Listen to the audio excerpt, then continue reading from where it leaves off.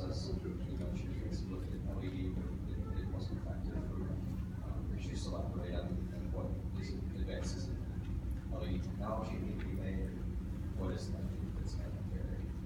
I'm glad you asked that, because that was when I was like, out of the 200 some odd slides, that was the section I took out there, I probably should have left in.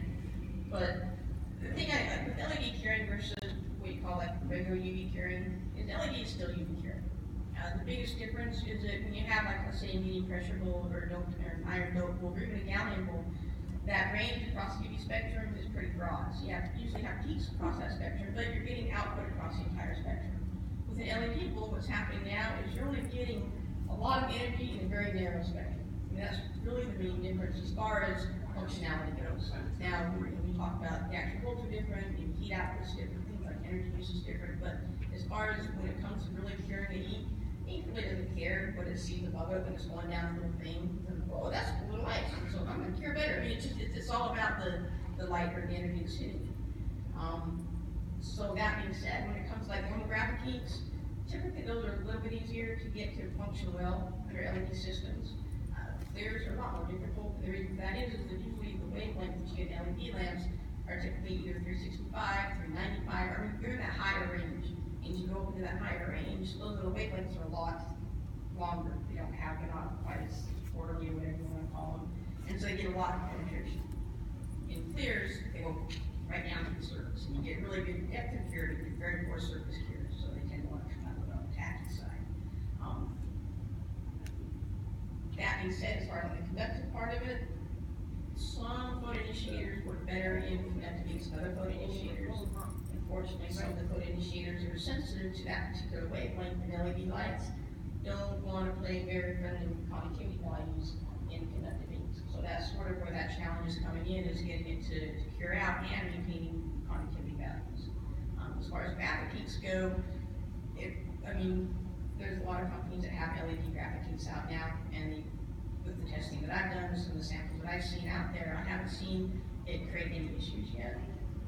But I don't know how much long-term testing has been done as far as intercoat adhesion, as far as surface lock, things like that. Chances are it's not going to be that big of a deal, only because theoretically I should say it's going back to the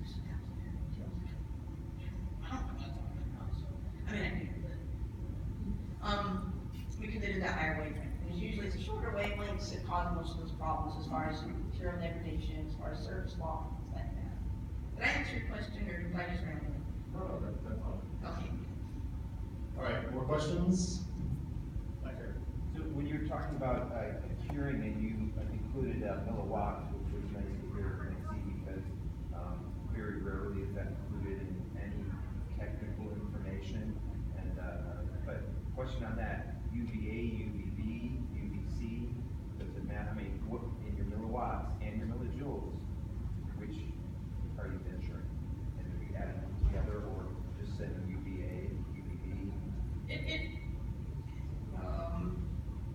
That's not time goal. Alright, that's a good question. It's, all of those ranges are very important. And they all have different outputs that contribute to the best cure rate or the best performance of an ink or of a system.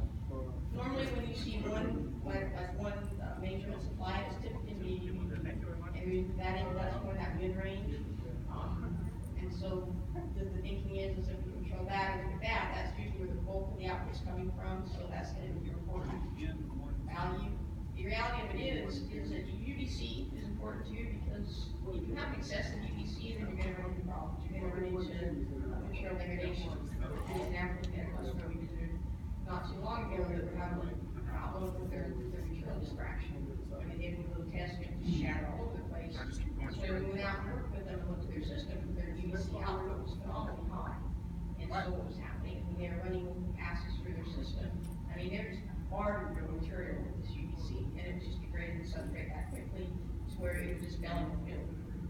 So, but it's also very important because it gives you that surface cure. The UVC range, there's a lot of energy, just that little bit of output, so you don't need a lot of it. Some does really help. And then you get into your A and your B, which is more of your mid range. That's going to kind of give you that mid surface range. And then you get into your B, that's going to be your depth of cure. B is very important, but that B range is kind of like that longer wavelength. You get good penetration, but there's not a lot of power on it. sites.